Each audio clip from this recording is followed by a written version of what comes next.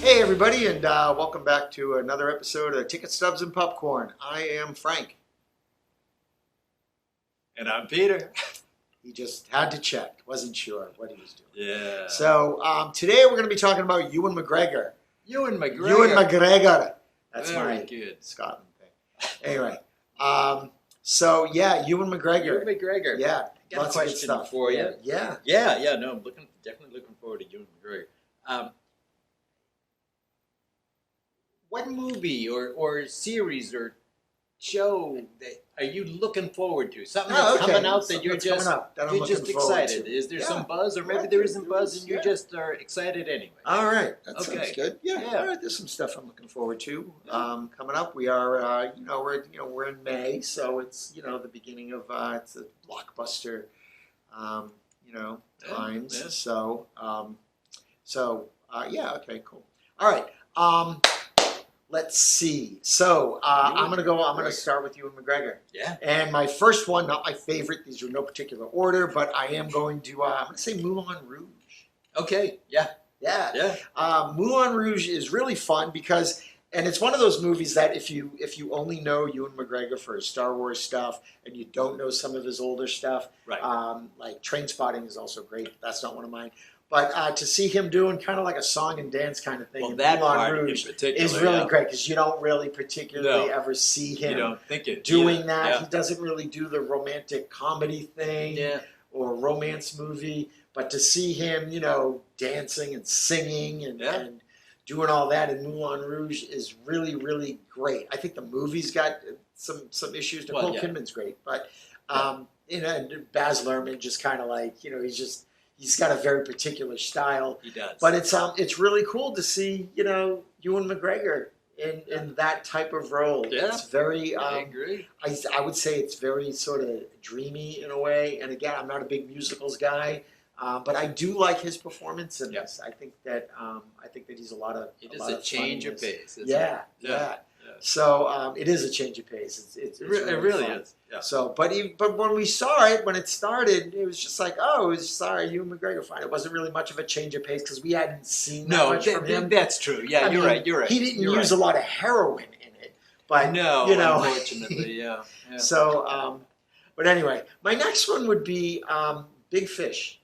Okay. Wow. That is, I love that movie. It's such a weird, fantastical kind of movie. And when I was kind of reviewing Ewan McGregor's career, and I it's one of those things. Just like Big Fish is a great movie, but as I thought about it, just like, man, I gotta go back and watch that again. So I may actually do that really soon. But his performance in that is really great. He's got this wide-eyed innocence kind of thing, and he's just trying to,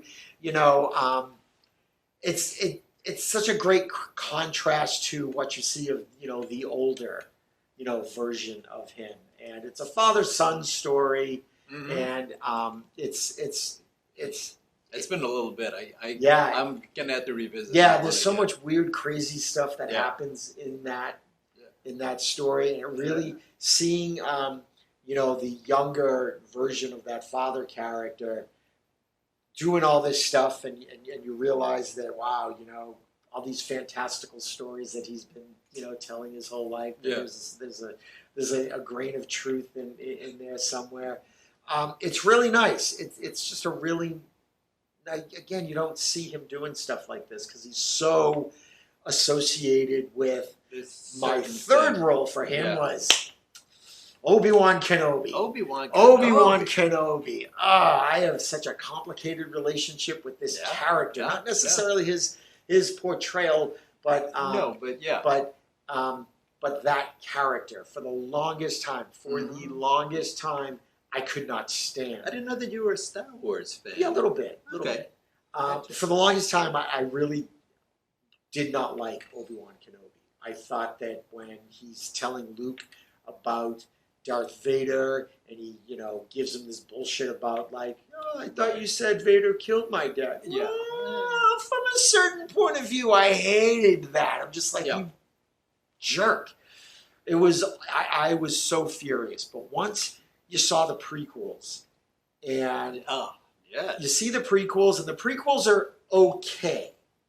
Yes. All right? The prequels get better when you watch like Clone Wars. All of the animated all right? stuff. Yes. So then when you watch all the animated stuff, and that gives you a lot better basis for the relationship between Anakin and Obi-Wan. Yes. Then you go back and watch the prequels, and especially Episode 3, and that those scenes between Anakin and Obi-Wan, especially right at the end, it kills you. Like I think the last time that I watched Episode 3, and he's just like, "You were my brother. I loved you, Anakin." It really chokes. It chokes and you me felt up. it because you watched the earliest.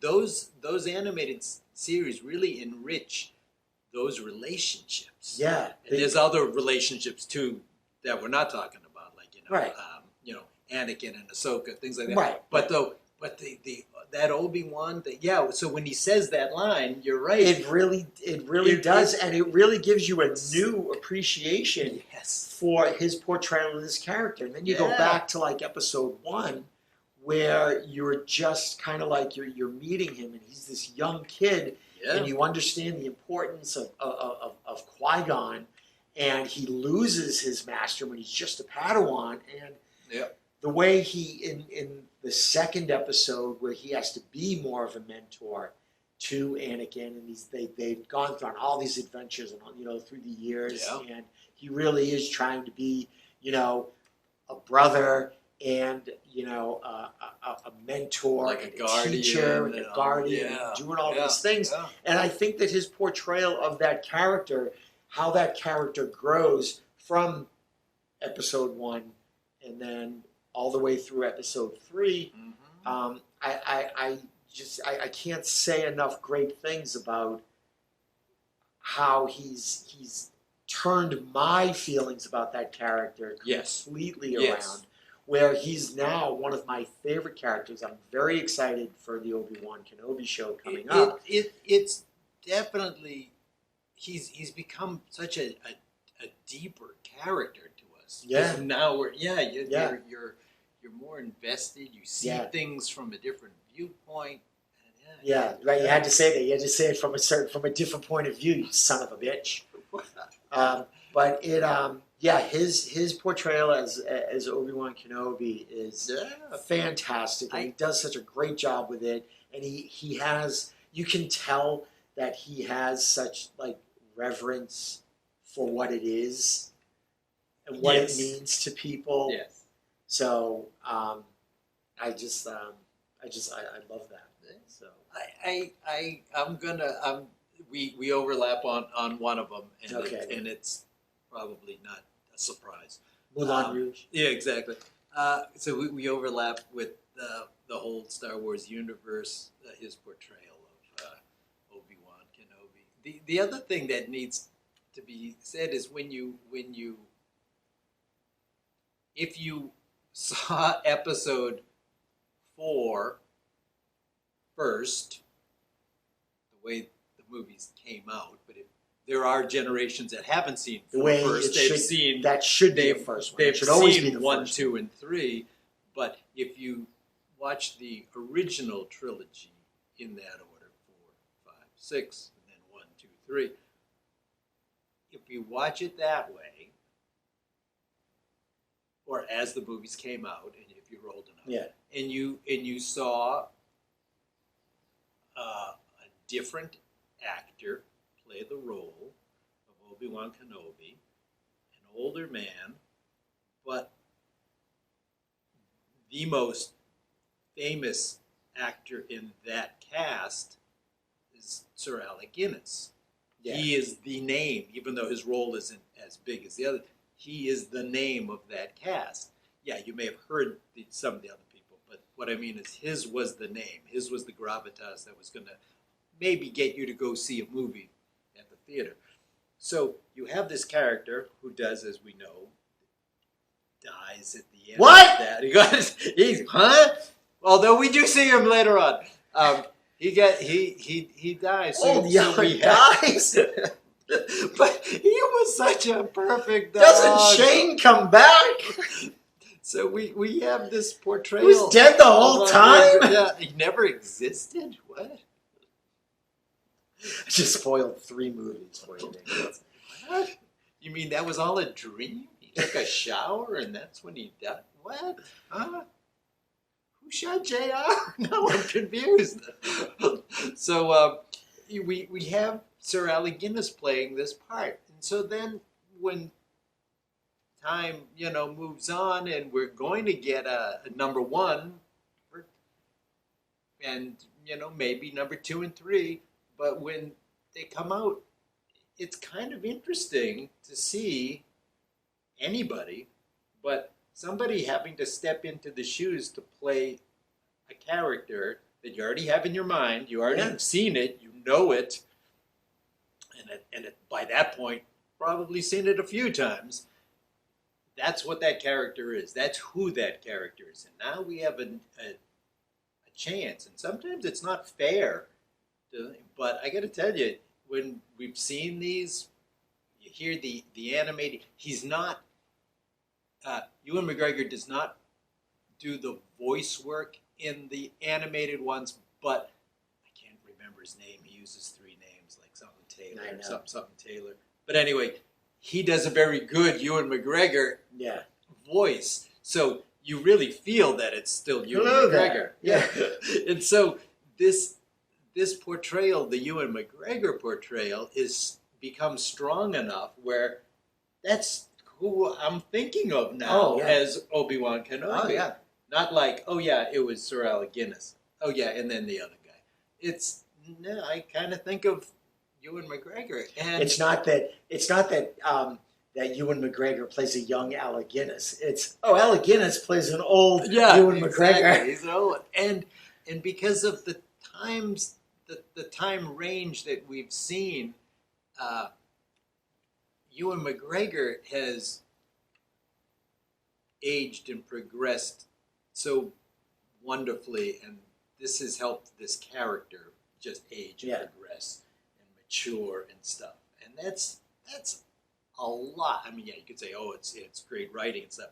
That's a lot to do with the actor, and in this case, Ewan McGregor, I think, is just he's done a remarkable thing. And as you said, he's almost redeemed this character in the eyes of a lot of people. 180 degrees for me. He wasn't like this inhuman being, this character who, we didn't hate Obi-Wan. We just, sometimes, well, you may, but I was just like, I liked him. He was in the original movie, but it wasn't like, did you ever hear people who were big fans after the, not, he's in the movie and everybody likes it because he's on the right side.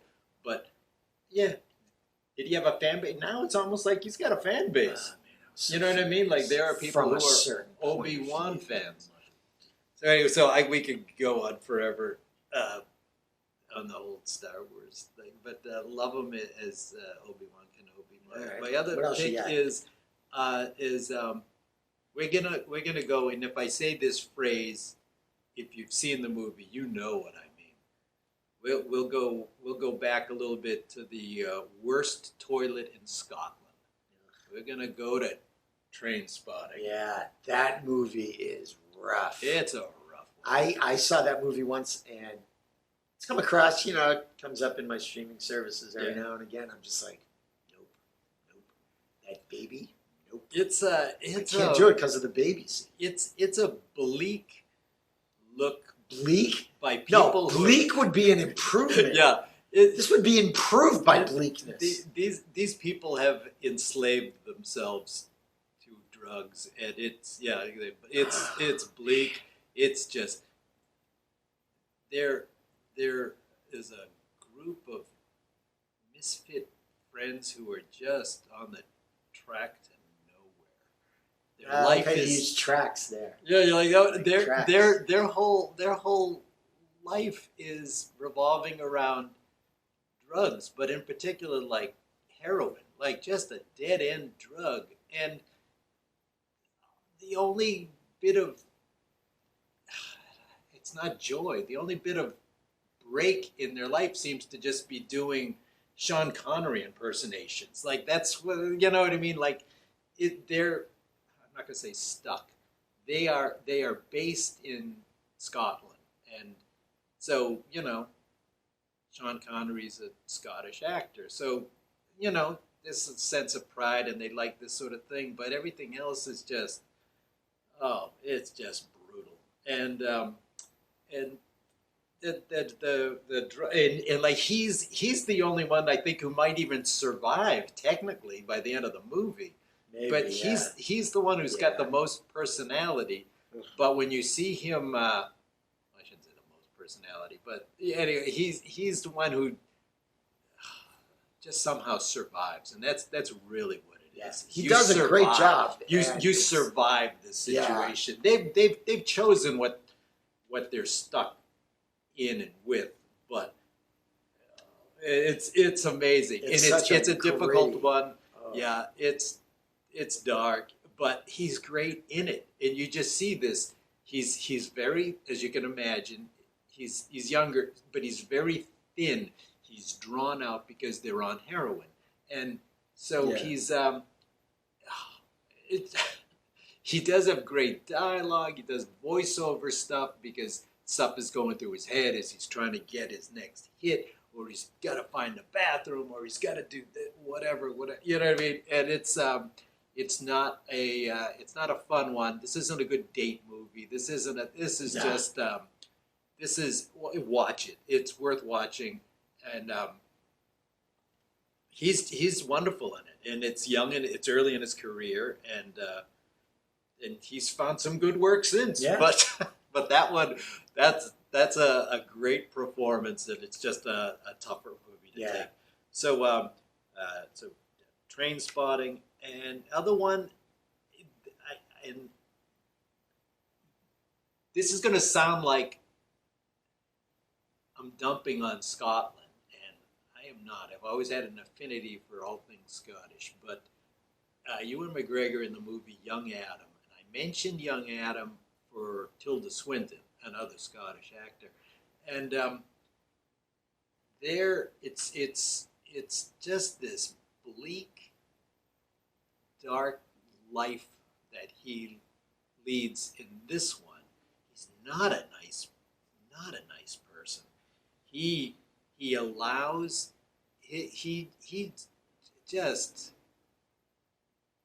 just so hedonistic. He's only looking out for like the next woman he could have sex with.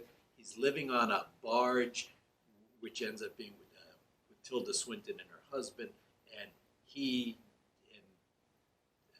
that's his boss. Tilda Swinton's husband is her boss, but he doesn't mind, cheating the boss, cheating with his wife, and this other. He's allowed people to die, and he's able to rationalize it all. He doesn't, there's a point when someone else is going to go to jail, and but it's fine from a certain point of view. And maybe get executed for somebody else's death, and he still doesn't feel strongly motivated enough to resolve that situation. He writes an anonymous letter, but that doesn't do good. There's a lot. He's so weak in his thing, but it's such a great performance. Not a positive looking movie in that respect, but he's very good in it. He's very well acted. I think one time we had the question of movie sleazeballs. Yeah, it's like he's not even like that nice of a person to consider a sleazeball. Ooh. He's not nice. He might one day graduate to sleazebag. Yeah, maybe he might. He's not a good person, but great performance, wonderful performance. That's Young Adam. So, right. That's cool. Ewan McGregor. He's fantastic. Yeah. Stuff we're looking forward to. What are you looking forward to? Well, you asked me, so I'll go first. Yeah, you go first. I am. I haven't seen it yet. It's out. But Doctor Strange 2, Multiverse of Madness. Yes. I want to see that. And of course, just coming up next week is Obi-Wan Kenobi. Speaking of, that is probably the biggest thing that I'm looking forward to. There is so much going on there. There's only going to be like 6 episodes, but I believe every episode is like an hour long. You know how like a lot of the Disney stuff, they're like 35, 40 minutes long? Yeah, and sometimes there's like a 28-minute episode. And like, but from what I understand, all of these are like an hour. So, and then when they premiere on the 27th, that like they're going to do the first 2 episodes.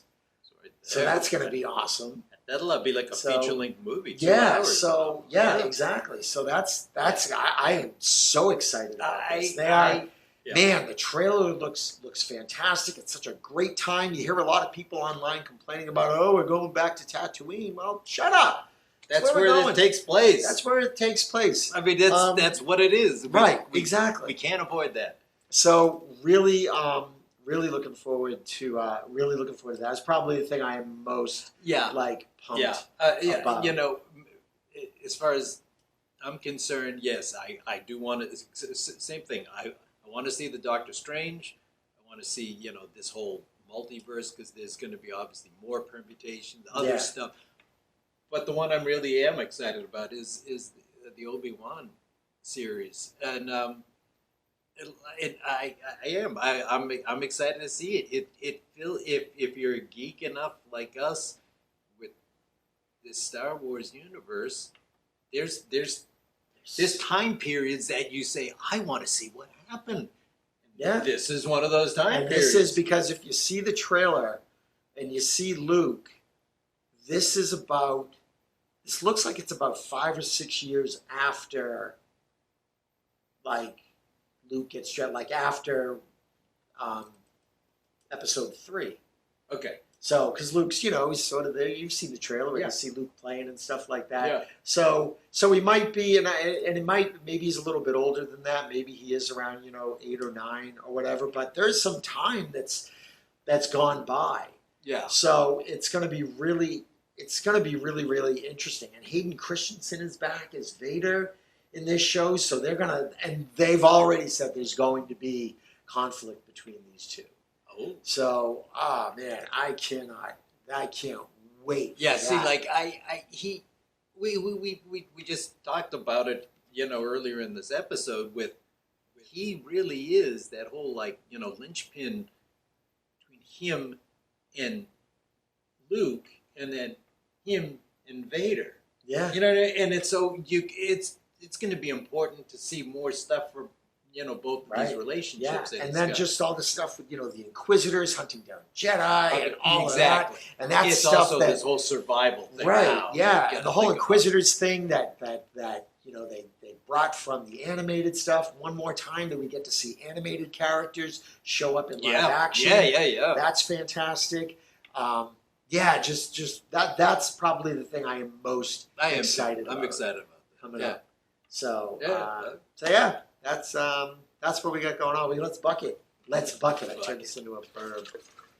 That's me what he's talking about. Let's go to the very bottom where we're likely to hit. The very bottom we might be hitting. Hawk. So, there we go.